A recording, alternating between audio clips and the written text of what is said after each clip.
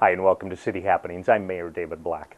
Although completed and in use for several weeks, the new pedestrian bridge crossing South Washington held an official opening ceremony. We'll take you there. The latest and 71st edition of Papillion Days is done.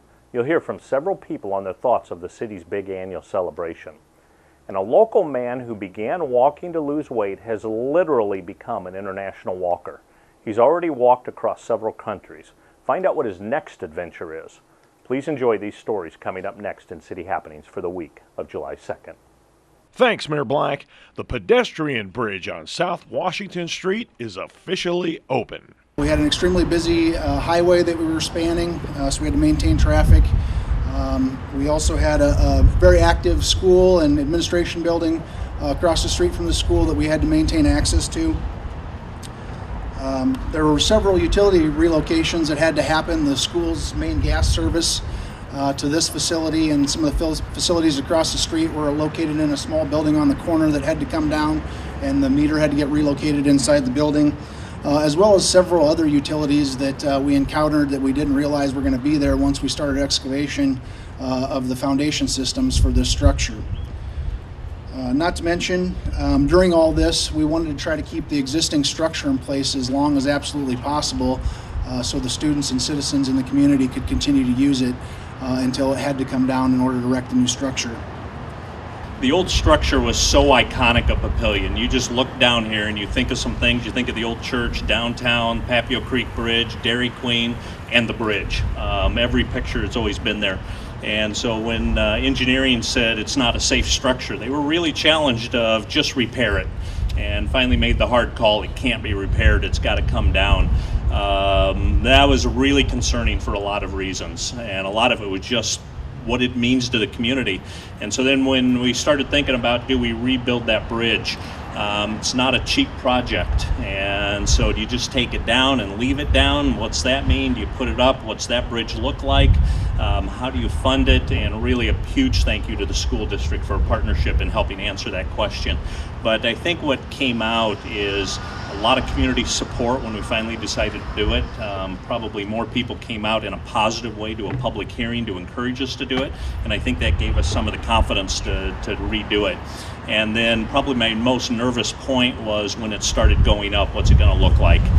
Because again, everybody had that bridge in mind, and it wasn't going to be that bridge. But I think the first time that I crested the hill up there and looked down, it looked like an old railroad bridge. This is the 1870s core of Papillion, the main line of the Union Pacific Railroad, and just from that historical perspective, I think they hit a home run. This isn't just a bridge. This isn't just a way to get kids from one side of the street to the other. And that's what really made a difference, I think, at the City Council committing this kind of money for this bridge, is that over the years, the previous bridge had really become part of the image of Papillion. And, it was in every picture. It was in every parade picture. That bridge said Papillion. And that ultimately, I think, made the difference in our decision to spend the money. Because people just don't build pedestrian bridges anymore. They're just, you look at the size of it and you can understand why it's just not a practical thing to do. But we came to the point of deciding that this had to be replaced because it was such an important part of Papillion. And then I'll stress that this wouldn't have happened without the support of the school board and the school district. I can tell you that the vote on the City Council was leaning against the bridge until the school board members came in and said this was important to them and they needed to do it. And they made a difference. So I thank them, every one of the school district, school board and the school district members that helped us make that decision. And so it's really happy to be able to open this bridge and have it there. And for the next 40, 50 years, it'll be, again, as the mayor said, an iconic part of Papillion. And I'm very happy to see that. Having to be one of those people that used the original one when it was first built, because I was going to school here, I will tell you the thing that was difficult for, I think, a lot of people on the council and city staff was, it's something we knew we needed to replace, but the cost was much higher than I think anybody expected, and some of our funding sources that we had on the original bridge didn't exist anymore or chose not to participate. So it really came down to, I think, when it came to safety, how do you put a cost to that? I think all of us decided once the school became involved, as Councilman Mumgarden said, that was key, because it helped relieve a lot of the pressure of how we're going to pay for it. And with that said, it really came down to, if it saves one person from being hurt or killed, you can't put a price on that. And especially when you have a structure that is iconic, has been here a long time, and people are used to being there, used to using it. I think it's important to replace those kinds of things unless they're totally not necessary anymore. I understand also, I think I saw Tony here somewhere, you may see something interesting up there at Christmas time too, so keep your eyes, I put the pressure on Tony. But he and I have discussed a little bit, so he's got a good idea. Really, the message that the Board of Education and Dr. Rickley wanted me to share with you was how very deeply we appreciate the cooperative relationship between the city and the school.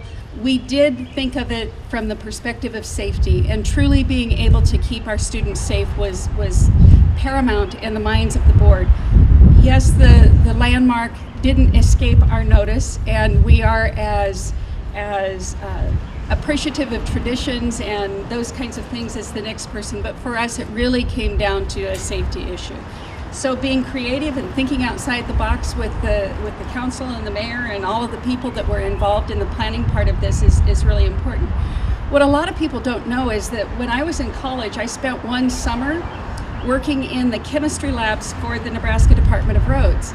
And as I walked across the old bridge from time to time, I would notice some things that I remembered from those early days. It's amazing how life circles back around for one. So I wasn't surprised when I heard that this bridge needed to come down. And I'm so very pleased that we could be a part of making sure that it was put back in place so that our kids are safe and that we do have a beautiful landmark. Well, some of the aspects of the bridge that are kind of unique on this, when we started out, the city was just adamant that they really didn't want to have a concrete deck because of the deterioration concerns. And so early on we searched for alternatives, and so I think most of you that have been on it have noticed that it's got a unique decking to it, and it's a fiberglass reinforced plastic decking. And so it should be less resistant to, more resistant to, salt and all that stuff. It should provide a long life for it, and skid resistance. I see some of the kids have been skidding on it with their bicycles, but they're going to do that on concrete or not. So it's been a really exciting project. We really appreciate the opportunity to work on it. I want to again thank all the partners on it, and thank the city again for giving us the opportunity to work on it. The 71st Papillion Days drew thousands of people to our great city. This is a great day for Papillion, the best time of the year right here.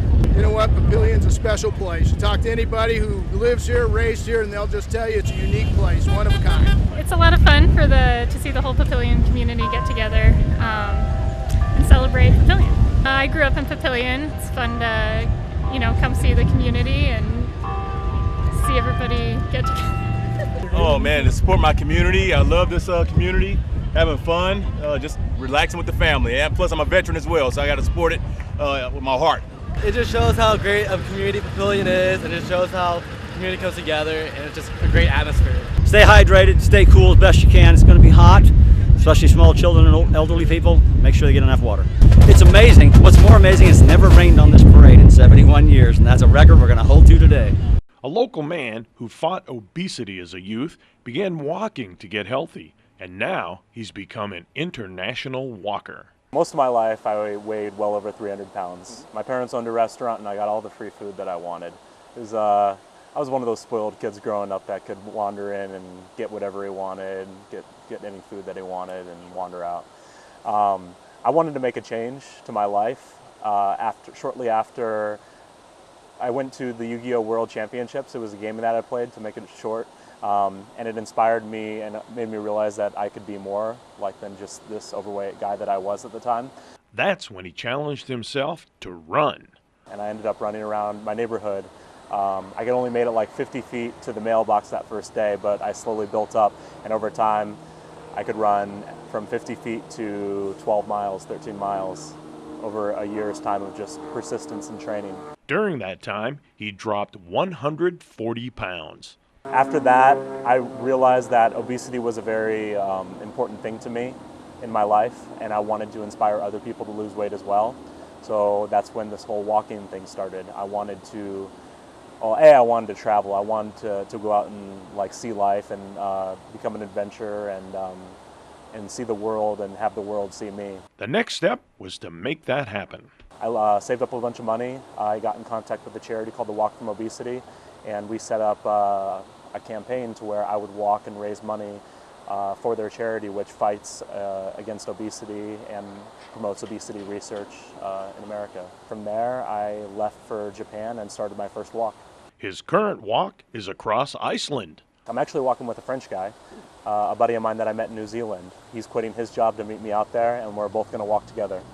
But basically, all of this is culminating into my eventual walk from Antarctica, the coast of Antarctica, to the South Pole. I'm choosing these further northern countries to get a better understanding of the climate, the harsh weather, the harsh winds, and creating a durability to myself that I don't currently have right now. I've walked in New Zealand with a mild climate. I've walked in Japan with a mild climate. I want to start adapting myself to more cold weather climates. Once done walking across Iceland, it's on to Greenland. I'm going to do the Arctic Circle Trail, 140-mile trail from the ice cap to the coast, and that's actually going to be in August. So these are back-to-back adventures that I'm doing. Iceland's going to be about 400 miles. The Greenland trip is going to be about 140 miles. So I've got about 550 miles worth of walking to do this next month in anticipation to prepare me for what's to come, the eventual walk-in across Antarctica. The next event in the Papillion Race Series is the Mayor's Triathlon. It's held at Walnut Creek Lake and Recreation Area. It begins at 7:30 a.m. on Sunday, July 15th. Come out and support the competitors. There are lots of ways to stay up to date with what's happening in Papillion. You can find us on Facebook, follow the City of Papillion on Twitter, or even watch our YouTube channel. Information about all of our departments and programs is available on our website. For more about Papillion, go to www.papillion.org or just call the Mayor's Hotline at 402-827-1111. Thanks for watching.